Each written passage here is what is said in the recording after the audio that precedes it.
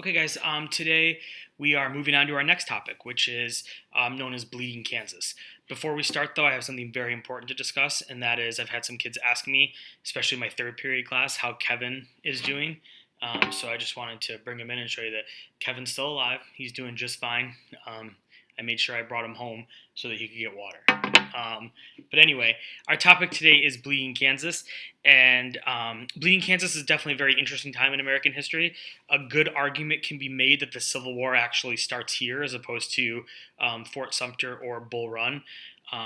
It really is people, fighting, leading to violence over the issue of slavery.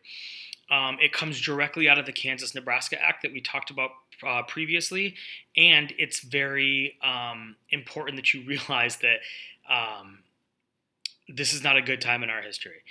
Usually the story is kind of crazy enough that it usually holds kids' interests. So if you want to just kind of stop listening and just read and do it on your own, feel free. Just know that on the slide after the questions, right, it's kind of a little bit of a chart. It says, does this apply to Bleeding Kansas? If it doesn't, then you can just leave it blank. If it does, then tell me how. 3 out of the 4 of those things on that chart will directly apply to Bleeding Kansas. And then the final slide is a quick, brief little newspaper article. Do not spend a ton of time on it, right? Give me a good headline and then maybe just a few sentences kind of telling the American people what happened at Bleeding Kansas if you were a journalist back at that time. Okay? If you want to listen as I go through as I read the passage to you, then feel free to continue. If not, you can X this out and get to work. So it says, Bleeding Kansas. The Kansas-Nebraska Act of 1854 was highly controversial. It repealed the Missouri Compromise by saying that the question of slavery would now be decided by popular sovereignty. In other words, parts of the North were now open to slavery.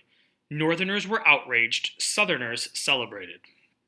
Abolitionists in the North immediately sent settlers to Kansas to secure it as a free territory in an upcoming vote. By the summer of 1855, approximately 1,200 New Englanders had made the journey to the new territory, many armed to fight for freedom. Rumors had spread through the South that 20,000 Northerners were descending on Kansas, and in November of 1854, thousands of armed Southerners, mostly from Missouri, poured over the state line to vote for slavery. In the election, only 1 out of every 30 people were legal residents, and the pro-slavery groups called Border Ruffians won the vote. However, both sides declared victory, and each side set up their own official state government outlawing the other. As the two factions struggled for control of the territory, tensions increased. There had been several attacks during this time, mainly pro-slavery groups attacking anti-slavery ones. People were tarred and feathered, kidnapped, and killed. But now the violence escalated. On May 21st, 1856, a group of pro-slavery men entered a town called Lawrence, where they burned the Free State Hotel and destroyed homes and stores. In retaliation, the fiery abolitionist John Brown led a group of men on an attack at Potawatomi Creek. The group, which included 4 of Brown's sons, dragged 5 pro-slavery men from their homes and hacked them to death with axes. Ooh.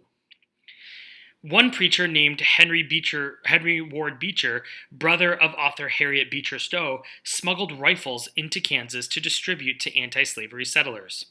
In fear of being discovered, they were loaded into boxes labeled Bibles. Pro-slavery settlers never thought twice about checking the boxes. After all, he was a man of God. Beecher felt that weapons trafficking was a moral obligation to combat the insufferable practice of slave owning. Violence erupted on the floor of Congress itself. The abolitionist Senator Charles Sumner delivered an impassioned speech called The Crime Against Kansas, where he insulted pro-slavery senators from the South, including Andrew Butler. In retaliation, Butler's nephew, Congressman Preston Brooks, attacked Sumner at his Senate desk and beat him to an inch of his life with a cane.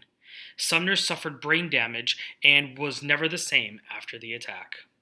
In September of 1856, a new territorial governor, John C. Gary, arrived in Kansas and began to restore order. In all, approximately 55 people died in the period known as Bleeding Kansas.